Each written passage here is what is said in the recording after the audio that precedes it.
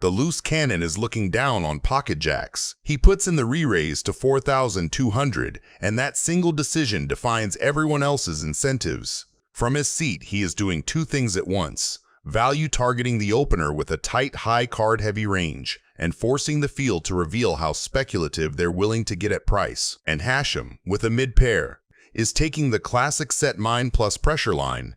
The price after a 3-bet is not perfect, but against 3 players the implied odds get juicier, and 7s retain outs against almost anything. Okay, we all wasted time. We did our little, every one of us, we did the, we know we're calling. Yeah, whenever you called, everybody knew it was. We all know we're calling. It's just a little, we're trying to be like Jennifer Tilly there a little bit. Actors. Oh yeah. The loose cannon has just connected in the strongest way possible and chooses stillness over fireworks. He does not need protection on this texture, and in a 4-handed pot, any bet from the pre-flop aggressor looks so credible that it will vacuum the air out of the room. By checking, he invites stories to bloom from worse hands and gives the field a chance to stab into a board they should attack. The turn brings the 4 of hearts, barely nudging ranges, and the checks roll to Hashem. Now he fires 12,000, smart, targeted pressure. He is keying on the universal fear of trips, punishing capped checkbacks, and leveraging position to buy folds from ace highs and small pairs that hate life facing 2 streets.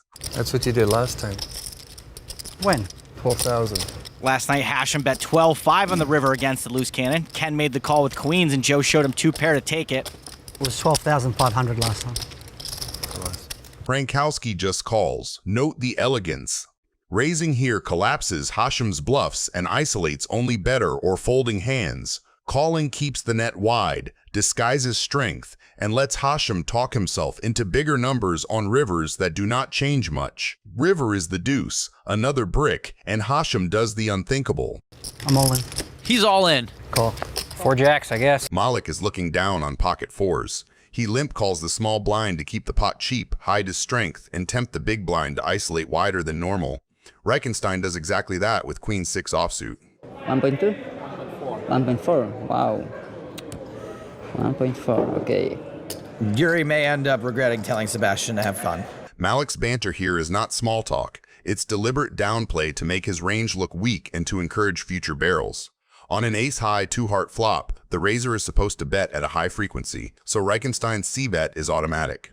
Malik just calls. Raising a set here would shut down bluffs and fold out a ton of hands that are willing to keep paying. The flat keeps his range looking like weak aces, small pairs, and heart draws. It also preserves the initiative narrative on Reichenstein's side, which is exactly what you want when you're trapping. The turn brings the 10 of spades, a card that's better for the better story than for the callers.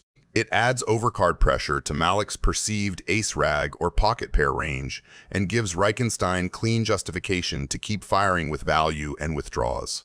Malik calls again. He isn't worried about protection. He wants the widest possible river betting range. Calling maintains the illusion that he's hanging on with a marginal 1-pair hand or a busted draw and invites a big 3rd barrel. Mallets improves to quads. Oh, wow, just quads. The river is the 4 of diamonds and it detonates the trap. Malik upgrades from a set to quads at the exact moment his opponent is most committed to the bluff. From Reichenstein's chair, this is a perfect shove card with value and a great scare card for bluffs. Many weak aces should fold to maximum pressure and missed hearts are everywhere. He chooses a large bet to blast those hands out. The problem is credibility and blockers. Queen 6 with no heart blocks, nothing that matters. It doesn't remove Malik's full houses, quads, or even the strong ace-x that will call. Meanwhile, Malik's line of call arrives at the river with almost no natural bluffs and a ton of slow-played value. All in. He shoves. When he moves all in, he's perfectly polarized and his story is airtight. He let the big blind tell the tale on every street, then revealed the ending. He folds. Goofy limps the big blind with King 10 suited. Limping protects his range, invites isolates from hands he dominates, and keeps the pot manageable out of position with a hand that plays cleanly post-flop. Nick airball isolates to $1,200 from under the gun with Queen 9 offsuit. The raise pressures the limp, seizes initiative, and expects to realize equity against a single caller. Goofy calls. Suited Broadway is too strong to fold, too thin to 3-bet out of position, and calling keeps Nick's range wide. Goofy checks. On an ace-high, 2-diamond texture, Nick is supposed to continuation bet often, so checking lets that happen. Nick obliges for $700, a small, range-driven stab that folds air and taxes random backdoors while leaning on his perceived ace advantage. Goofy check raises to $1,700. King 10 of diamonds is a premium semi-bluff, gut shot to Broadway, the king high diamond draw, and even a royal flush. Raising clears out weak queens and 5s to 9s, charges worse draws, and starts a pot that can realize maximum value when diamonds or Broadway materialize. Nick calls with middle pair and position, keeping bluffs in and retaining control of the pot size. Bang! The third diamond lands and Goofy upgrades from a draw to the nuts. With his story perfectly coherent after the flop raise, he leads $2,000. Leading now Prince, worse diamonds pay, stubborn Queen X pays, and some Ace X talk themselves into continuing because the Jack is a counterfeit scare rather than a clean killer in their minds. Goofy goes for a small, irresistible value bet of $3,500. After check raise, lead, and a blank river, this size targets exactly what Nick shows up with most often. Makes the call. Royale with cheese. Tedeschi kicks things off with pocket queens. He is raised to $36,000, but he's up against McAllister, whose cards we don't know yet. Philip McAllister calls out of a stack of 1.74 million. Yeah, that's a lot of dimp. Rabba comes in from the big blind, so a three-way to the flop. Jaya Rabba. And that flop is Queen 8-4 with 2 clubs. Looks like Rabba has checked to the razor. Makes sense. Tedeschi's pocket queens just flopped top set on a pretty dry board. It's a dream scenario for him. But McAllister and Rabba could easily have flush or straight draws since they just called pre-flop. So he's probably going to look for a value bet here. It's been checked to McAllister. And I've been impressed by what we've seen from this guy today. Pose. Really? It supposedly means you're comfortable. A lot of poker players sit like that. So the bet from McAllister is 48K. Rabba doesn't look like he's gonna fold here. We don't know if he's drawing or if he actually has a piece of the board. But after Tedeschi checked on the flop, he might raise and try to scare him off. Rabba calls. Monsieur Tedeschi. I think it's Paul Tedeschi, actually. Tedeschi's in an interesting spot here. He's confident his hand is strong, but Rabba's call indicates some kind of draw or a strong pair. He's probably wondering if Rabba's just trying to see the turn cheaply or if he's setting up a move. It's a tricky decision. Does he bet for value or does he just call and allow these two bad boys to potentially bluff on the turn? That's a call as well. We're still three-way as we go to the turn. Yeah, Jack of Hearts on the turn. Rabba checks. And I think that was a check from Tedeschi, yep. He's gone from the one arm on one shoulder to 2 arms on 2 shoulders. The old water slide pose. Philip McAllister bets again, 136,000. This could be a potentially huge pot. Especially as it looks like he's calling. He's raised all in. McAllister just called. He flats the all in. But look at the price he's getting. Cool. Okay, well. Does call. No one has a pot-sized bet left behind now. Good point.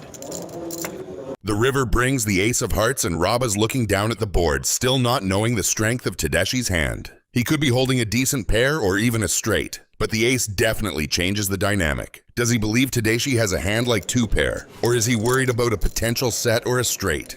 The ace might just be the card Rabba needs to bluff at this pot and try to steal it. Do these two just check it down? No, they don't. He bets 300? Actually competing for the main pot of 1.4 million. And now, McAllister moves all in. How does everyone have a hand here? I have no idea. Baffling the way this hand is played out. That's a call. No, it's a fold. Yes. And he likes what he sees.